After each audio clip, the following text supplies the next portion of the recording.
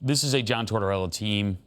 You would say he is a John Tortorella captain? Yeah, there's no doubt. He's not the most skilled player on the team, although he can be a skillful player, but he is the heart and soul of that hockey club, and you can see how proud he is of his team. And that's a great captain right there that steps up, owns the loss in the previous game, and makes sure that his line is ready to go. And his line was extremely disruptive in this game.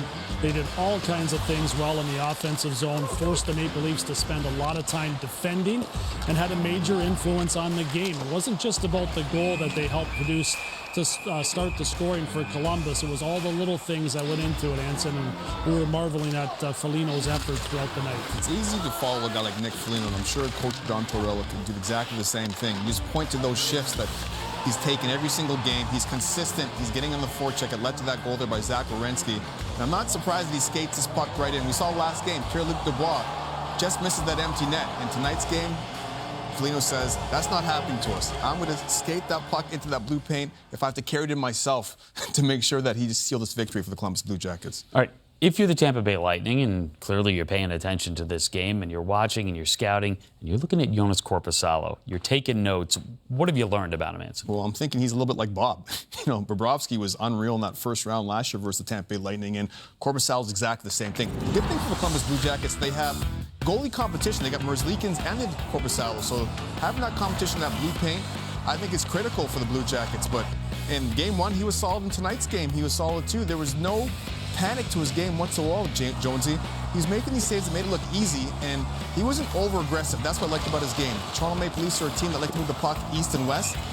The Tampa Bay Lightning, similar style, move the puck east and west, and he was able to stay square to those shooters every single time. If we really break it down, he let in one bad goal the whole series. It was the third goal in the game that he was pulled in. Other than that, the first one went off Seth Jones' skate. The second one, Nylander was left wide open.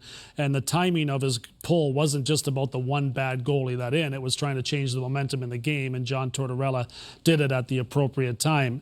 They came back and won that game. That was a pivotal game in the series. It was Game 3 and down 3-0 at the time. So you can be sure he wanted another opportunity to get the net back, and he took full advantage of it. Didn't overthink it, just went out there and played the way he's capable of playing. Makes 33 saves in the win tonight.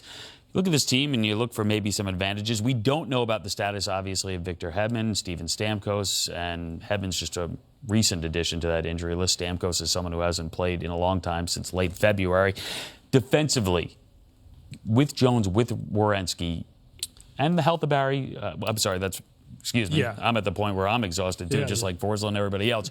You look at those two guys. Can they say legitimately we have an advantage defensively? Yeah, especially if Hedman's out. I mean, there's no doubt that Seth Jones and Zach Werenski are elite defensemen in the National Hockey League. I think Seth Jones is going to be in this discussion for the Norris Trophy for years to come. And we had great examples throughout the series against Austin Matthews, what those two guys can do. And Werenski not afraid to throw his weight around either, which was really impressive to me. We know about Werenski's offensive skills, but I thought he defended extremely well.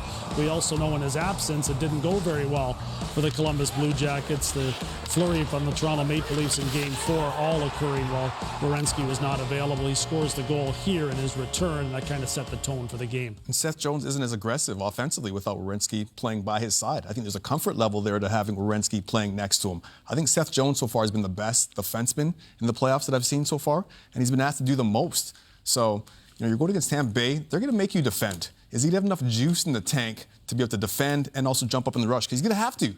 Columbus Blue Jackets are lacking up front, Jones. And for Tampa, it's not going to be just rolling the lines. I mean, John Cooper is going to have to outcoach John Tortorella for them to win, especially if Stamkos and Hedman are unavailable. So not that John Cooper can't do that, but matchups are going to be critically important. Trying to get the star players away from Seth Jones and Zach Werenski is really going to play into it as well. I thought Sheldon Keefe was doing a very good job in this game until the third period. I would never have stopped playing Matthews and Tavares together. He changed it in the third. They were down 1 goal. They had plenty of A-quality opportunities. I would have kept running them out there, but he didn't. He switched, tried to find a different solution, but I thought that line would have broke through eventually in the game. Unfortunately, they did not for Maple Leaf fans.